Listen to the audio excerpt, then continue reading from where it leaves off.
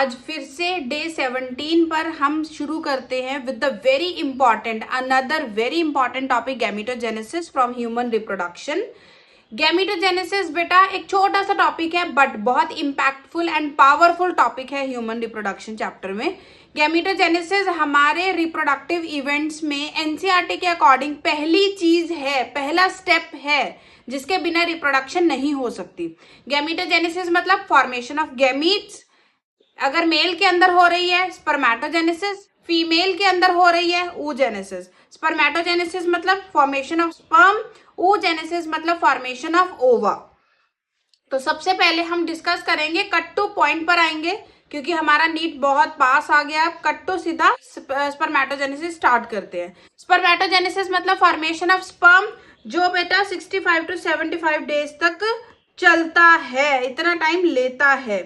एक स्पर्म की viability according to our NCERT is 48 hours but 72 hours तक भी हो सकती है। बट तुम्हारी एनसीईआरटी 48 आवर्स लिखती है, मींस 2 डेज, तो तुम यही मान के चलो दैट स्पर्म्स की viability is only 2 days inside females body. Now this is the step of spermatogenesis. सबसे पहले हमारे जो मेल होते हैं उनके टेस्टिस के अंदर 250 टेस्टिकुलर लोब्यूल्स होते हैं। ईच टेस्टिकुलर लोब्यूल के अंदर 1 to 3 highly coiled seminiferous tubule होती हैं। सेमिनिफेरस ट्यूब्यूल्स के अंदर 2 टाइप के सेल्स होते हैं, मेल जर्म सेल्स और spermatogonia and Sertoli cells. Seminiferous tubule के बाहर होते हैं लेडिंग सेल्स। लेडिंग सेल्स बनाते हैं टेस्टोस्टेरॉन। मेल जर्म सेल और spermatogonia undergoes meiosis to form sperms. Sertoli cell sperms को, डेवलपिंग स्पर्म्स को नरिशमेंट प्रोवाइड करती हैं। टेस्टोस्टेरॉन जो कि हमारा एंड्रोजन है, वो बेटा eight the site of spermatogenesis हमेशा कॉन्सेंट्रेटेड होना चाहिए। अगर eight the site of spermatogenesis testosterone नहीं होगा तो स्पर्मेटोजेनेसिस नहीं होगी। क्लियर? ये एक हार्मोनल कंट्रोल होता है मेल रिप्रोडक्टिव सिस्टम का। तो बेटा इसीलिए सर्टोली सेल्स सिर्फ नरिशमेंट प्रोवाइड नहीं करते, सर्टोली सेल्स एक एबीपी भी बनाते हैं, एंड्रोजन बाइंडिंग प्रोटीन। ये एंड्रोजन बाइंडिंग प्रोटीन बाइंड करता है टेस्टोस्टेरॉन के साथ so that at the site of spermatogenesis testosterone की कॉन्सेंट्रेशन हाई रहे, सो दैट स्पर्मेटोजेनेसिस हो पाए। So first we'll start with spermatogonia. अब बेटा स्पर्मेटोगोनिया तो मेल के पास लिमिटेड होगा, इसीलिए स्पर्मेटोगोनिया का नंबर मेंटेन करने के लिए सबसे पहले हम स्पर्मेटोगोनिया का नंबर ही इंक्रीज करेंगे बाय माइटोसिस। तो स्पर्मेटोगोनिया ने माइटोसिस किया, माइटोसिस के बाद बना primary spermatocytes. Primary spermatocytes will undergo first meiotic division, meiosis 1, to form secondary spermatocytes. तो बेटा जी spermatogonia is diploid, primary spermatocytes are diploid, but meiosis के बाद जो secondary spermatocyte बनेगा now it is haploid because meiosis 1 is your reductional division। अगर mitosis and meiosis का topic भी confuse करता है तो मैंने अपने 30 डे चैलेंज के अंदर एक दिन माइटोसिस एंड मियोसिस का डिफरेंस भी quickly but with good explanation समझाया है, तुम जाके वो भी चेक कर सकते हो।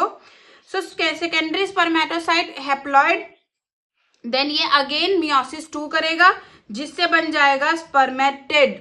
Always remember it is a spermatid not sperm. So spermatid बना, स्पर्मेटिड्स ही आगे डिफरेंशिएशन होकर के क्या बनाएंगे, स्पर्मेटोजोआ। क्लियर?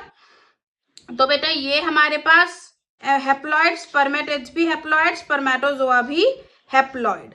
अब होता क्या है, जो सेकेंडरी स्पर्मेटोसाइट जो स्पर्मेटिड बन गया, अभी ना ये सर्कुलर सेल्स हैं ऐसे, बट स्पर्मेटोजोआ तो तुम्हें पता कैसा होना चाहिए, विद टेल होना चाहिए, एक्रोजोम होना चाहिए, साइटोप्लाज्म कम होना चाहिए। तो जो ये डिफरेंशिएशन का प्रोसेस है, that means conversion of spermatids to spermatozoa is known as spermiogenesis.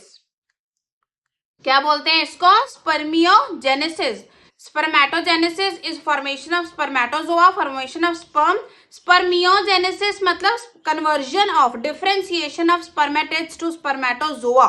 Spermiogenesis में क्या क्या होता है, एक्सेस साइटोप्लाज्म कम हो जाएगा, स्फेरिकल स्पर्मेटिड्स इलोंगेटेड में कन्वर्ट हो जाएंगे, माइटोकॉन्ड्रिया की अमाउंट बढ़ जाएगी, एक्रोजोम एंड फ्लैजेलम बन जाएगा। क्लियर? साइटोप्लाज्म कम हो जाएगा, जो सर्कुलर सेल्स थे वो इलोंगेटेड हो जाएंगे, माइटोकॉन्ड्रिया मल्टीप्लाई हो जाएगा, एक्रोसोम एंड फ्लैजेला फॉर्म हो जाएगा. So then spermatids are differentiated to spermatozoa. Then जो स्पर्मेटोजोआ है इसका हेड एम्बेडेड होगा सर्टोली सेल्स में. देन ये रिलीज होंगे from the Sertoli cells in the centre of the seminiferous tubule. जो ये प्रोसेस है release of spermatozoa into the center of the seminiferous tubule is known as permeation. तो जो spermatozoa के head है, स्पर्म के हेड है, they are embedded in Sertoli cells and are finally released from the seminiferous tubules. This process is known as permeation. So you don't only have one term spermatogenesis, you have spermatogenesis, spermiogenesis and spermiation. Clear? This is spermatogenesis. सबसे पहले spermatogonia mitosis करेगा, primary spermatocyte बन जाएगा. Primary spermatocyte which is diploid वो meiosis 1 करेगा. Secondary spermatocyte is haploid, secondary spermatocyte meiosis 2 करेगा, जिससे spermatids बन जाएंगे. देन स्पर्मेटिड्स डिफरेंशिएट होकर बनाएंगे स्पर्मेटोजोआ. ये जो डिफरेंशिएशन का प्रोसेस है इसे बोलते हैं स्पर्मियोजेनेसिस, जिसमें जो हमारा सेल बना था, स्पर्मेटिड बना था, उसमें कुछ चेंजेस होंगे, जैसे कि एक्सेस साइटोप्लाज्म कम हो जाएगा, एक्रोसोम एंड फ्लैजेला बन जाएगा, माइटोकॉन्ड्रिया मल्टीप्लाई हो जाएगा, एंड इसके अलावा क्या था एक और स्फेरिकल, जो स्फेरिकल स्पर्मेटिड्स हैं वो इलोंगेटेड में कन्वर्ट हो जाएंगे. देन जो स्पर्मेटोजोआ है इसमें स्पर्म हेड्स जो है वो सर्टोली सेल्स के अंदर एम्बेडेड होते हैं, एंड देन फाइनली वो नरिशमेंट लेने के बाद फुल्ली मैच्योर होने के बाद सेमिनिफेरस ट्यूब्यूल से रिलीज आउट हो जाएंगे, and this process is known as spermiation. Clear? Now similarly we have the another gametogenesis, that is oogenesis, which occurs in females. oogenesis सबसे पहले स्पर्मेटोजेनेसिस एंड oogenesis में एक बहुत बड़ा डिफरेंस है. Spermatogenesis initiates after puberty in males. oogenesis starts at the fetal stage even before birth. There is a lots of difference in that. Males के अंदर spermatogenesis puberty के बाद स्टार्ट होता है, बट oogenesis फीमेल के अंदर even उनके birth से भी पहले स्टार्ट हो जाता है. That means in their foetal life only oogenesis formation of ova start हो जाता है फीमेल्स के अंदर. अब होता कैसे है, बट यस कंप्लीट नहीं होता. सो फीटल लाइफ में क्या होगा, पहले हमारे पास फीटल लाइफ में बहुत सारे oogonia हैं. जैसे वहां पर स्पर्मेटोगोनिया था, यहां पर है oogonia. oogonia सबसे पहले डिप्लॉयड सेल माइटोसिस करेगा, खुद का नंबर इंक्रीज करेगा, जिससे हमारे पास आ जाएगा प्राइमरी oocyte. अब ये प्राइमरी oocyte ही रहेगा. अब ये अपनी मियोसिस 1 स्टार्ट कर देगा, बट मियोसिस 1 कंप्लीट नहीं होगी till puberty. Means oogonia formed primary oocyte ने मियोसिस स्टार्ट कर दी, but meiosis 1 is arrested in prophase 1. Meiosis just start कर दी बट फिनिश नहीं हुई.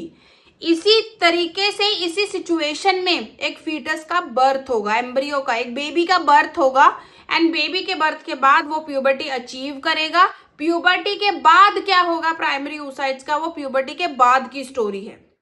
बट जितने प्राइमरी oocyte एक फीमेल के अंदर बनने थे वो उनकी फीटल लाइफ में ही डिसाइड हो जाते हैं कि इतने प्राइमरी oocyte एक फीमेल के अंदर बनके रेडी हो गए हैं.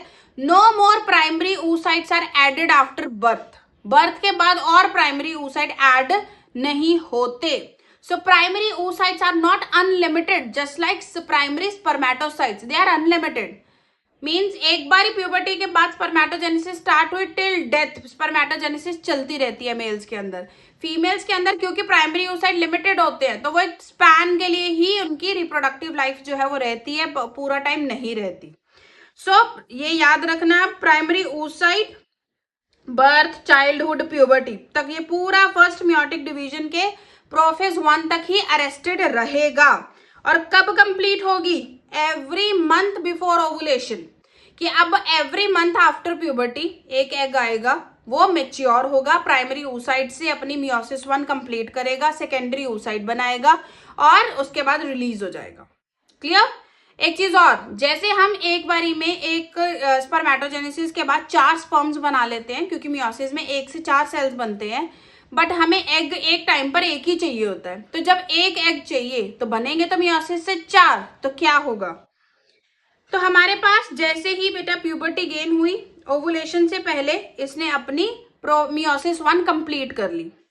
जब मियोसिस 1 कंप्लीट होगी प्राइमरी oocyte की, तो जो हमारा प्राइमरी oocyte है इसकी अनइक्वल डिवीजन होगी। कैसी डिवीजन होगी बेटा? अनइक्वल। एक सेल के पास मेजर पार्ट ऑफ साइटोप्लाज्म चला जाता है और एक के पास बहुत कम साइटोप्लाज्म जाता है, जिसको हम बोलते हैं पोलर बॉडी। इसका सिंपल सा लेवल, एट योर लेवल तुम समझ सकते हो, क्योंकि हमें एक ही एग चाहिए। तो ये बना ऐसे ही हुआ है, बिल्ट ऐसे हुआ है मैकेनिज्म कि एक ही एग अल्टीमेटली फंक्शनल बनना चाहिए।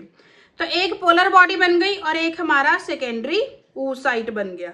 अब यहां पर ध्यान से समझना, अब सेकेंडरी oocyte ने तक कैसे बना? Bye meiosis 1। अगर तो स्पर्म आ गया, फीमेल की बॉडी के अंदर स्पर्म आ गया, देन वो स्पर्म फ्यूज हो जाएगा सेकेंडरी oocyte के साथ। जैसे ही वो सेकेंडरी oocyte के साथ फ्यूज होगा, साथ ही साथ सेकेंडरी oocyte अपनी मियोसिस 2 कंप्लीट कर लेगा और ओवम बन जाएगा एंड सेकेंड पोलर बॉडी बन जाएगी। तो मियोसिस 1 के बाद फर्स्ट पोलर बॉडी और मियोसिस 2 के बाद second polar body and ovum जो है वो बन गया। कैसे बना? जब स्पर्म ने आकर फ्यूज किया विद द सेकेंडरी oocyte, तो सेकेंडरी oocyte ने अपनी मियोसिस 2 कंप्लीट करके ओवम बना लिया। बट अगर स्पर्म नहीं आया तो सेकेंडरी oocyte कभी भी अपनी मियोसिस 2 कंप्लीट नहीं करेगा, वो as it is menstrual blood के साथ अपनी बॉडी से बाहर निकल जाएगा। समझ आया? तो when pregnancy is occurring, only then the oogenesis is completed. Otherwise meiosis 1 के बाद जो सेकेंडरी oocyte है ये अपनी मियोसिस 2 कंप्लीट नहीं करता, ये मियोसिस 2 के मेटाफेज 2 पर ही अरेस्टेड रहता है। बहुत इंपॉर्टेंट पॉइंट है ये।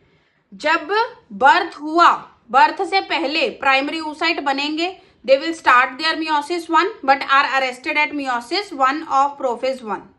but जब प्यूबर्टी के बाद एवरी मंथ जब एक एक एग ने मेच्योर होना है, इवन एट दैट टाइम क्या हो रहा है?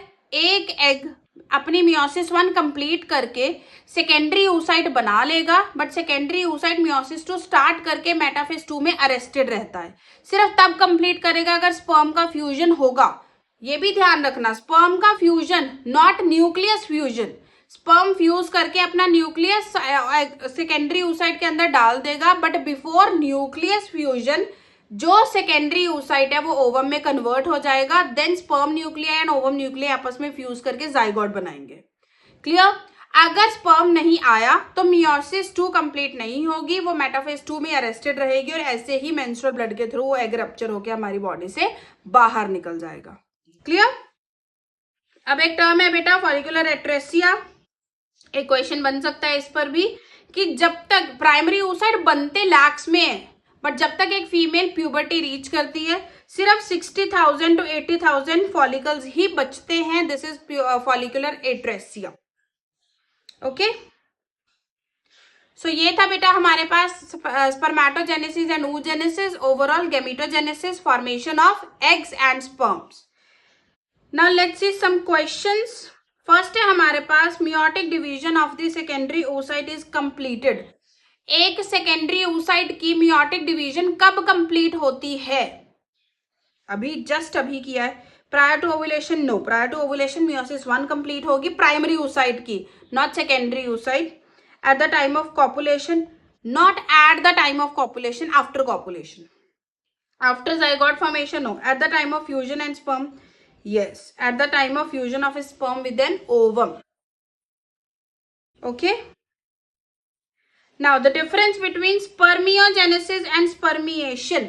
Just अभी आज ही हमने भी ये भी डिस्कस किया है। Spermiogenesis मतलब conversion of differentiation of spermatids into spermatozoa। Spermiation मतलब sperm heads जब seminiferous tubule से रिलीज आउट होंगे, then spermiation। So in spermiogenesis, spermatids are formed. No, not spermatids are formed. Spermatids are differentiated into spermatozoa. In spermiogenesis, spermatozoa are formed, while in spermiation, no, ये भी गलत है. In spermiogenesis, spermatozoa from Sertoli cells, ये भी गलत है, उल्टा लिखा हुआ है. In spermiogenesis, spermatozoa are formed, while in spermiation, spermatozoa are released from Sertoli cells into the cavity. Yes, right.